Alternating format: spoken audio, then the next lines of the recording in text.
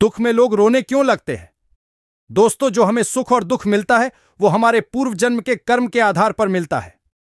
जब बच्चा धरती पर जन्म लेता है तो उसी समय सब कुछ निर्धारित हो जाता है और उसी के आधार पर मनुष्य को सुख और दुख मिलता है। दोस्तों, अक्सर देखा जाता है कि जब जीव को सुख मिलता है तो वह कोई शिकायत नहीं करता और उसे हंसते हंसते सह लेता है, और जब उसी जीव को दुख मिलता है तब वह भगवान के सामने रोने गिड़गिड़ाने लगता है। बहुत ज्यादा दुखी होने पर वह भगवान से अपनी मौत की भीख मांगता है। अब दोस्तों, अब आप बताइए कि क्या यह सही है? जब आपको सुख मिला तो आप हंसते हंसते सह लिए, लेकिन जब दुख की बारी आई तो रोने लगे। यह बिल्कुल भी सही है। भगवान हमें जानबूझकर दुख नहीं देते। भगवान हमें जानबूझकर दुख नहीं देते।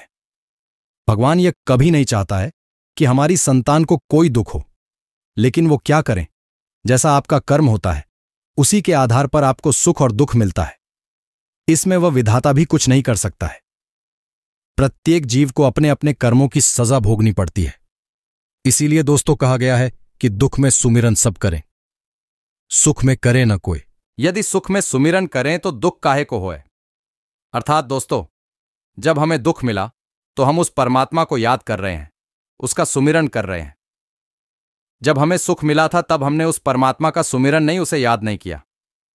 यदि हम सुख में भी उस परमात्मा का सुमिरन करते तो हमें दुख न मिलता, क्योंकि हमें सुख दुख देने वाला यही परब्रह्म परमेश्वर है। दोस्तों, हमें हमेशा सुख और दुख दोनों में इसी परब्रह्म परमात्मा का ध्यान करना चाहिए, जिससे ये परब्रह्म परमात्मा हर सुख दुख में हमारे साथ रहेगा, हमारी प्रार्थना को सुनेगा और हमारे दुखों को काटेगा। दोस्तों, इसीलिए कभी भी दुख पड़ने पर हमें परमात्मा के सामने रोना गिड़गिड़ाना नहीं चाहिए। जैसे हमने हंसते हंसते सुख को काटा, वैसे ही हंसते हंसते हमें दुख को भी काटना चाहिए। यह संसार दुख से भरा हुआ है। इस संसार में चारों तरफ सिर्फ दुख ही दुख है। इस दुनिया में दुख की आयु बहुत लंबी है, लेकिन सुख की आयु बहुत छोटी है। दोस्तों, आइए आज हम यह प्रण लेते हैं कि सुख हो या दुख हो, हमेशा उस परमात्मा से कभी शिकायत नहीं करना है, कभी किसी के सामने रोना नहीं चाहिए। हमें हमेशा चाहे वह सुख है या फिर दुख हो, हमेशा उस परमात्मा का स्मरण करना है।